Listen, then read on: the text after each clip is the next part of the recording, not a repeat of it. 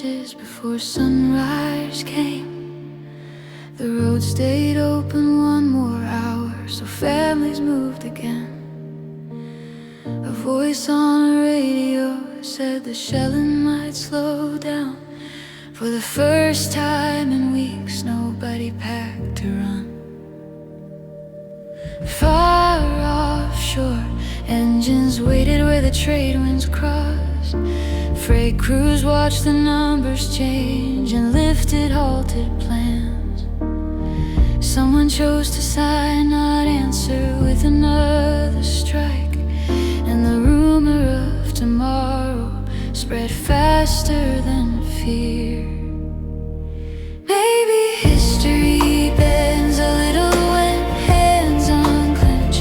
Maybe the hardest step is not the march, but stopping it. The world held its breath above the noise, listening for something stronger than a warning. Not victory, not surrender, just people deciding the next day should arrive. The factory manager rewrote orders by noon. Fuel costs eased and machines returned to steady rhythms. Workers called home and promised overdue repairs. Small future stepped back into the room. In a crowded office, economists revised their charts. Growth looked thinner than they hoped, but not beyond repair. Someone crossed out panic from the meeting notes and circled patience instead. Maybe history bends a little when hands unclench. Maybe the hardest step is not the march, but stopping it. The world held its breath above the noise, listening for something stronger than a warning.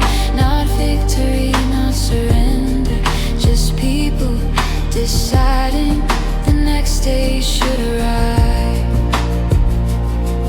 Near dusk, a mother filled containers from a damaged tank. The water ran slower than before, but still it ran. She looked at her children and changed her evening plans, choosing lessons and laughter over the broadcast. Across another sea, diplomats stayed after dark, pages covered in revisions, coffee gone cold.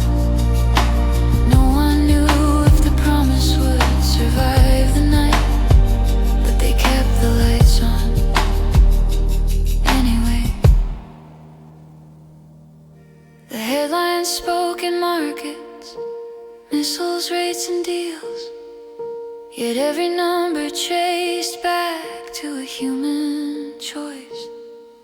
The measure of a day was never what was threatened, it was what remained when people refused the next blow. And history bends a little when hands unclench. The tide turns back because someone turns first. The world is larger than the men who draw the lines, and stronger than the fear that fills the silence. If tomorrow comes quieter than today, there will be enough to call this day a beginning.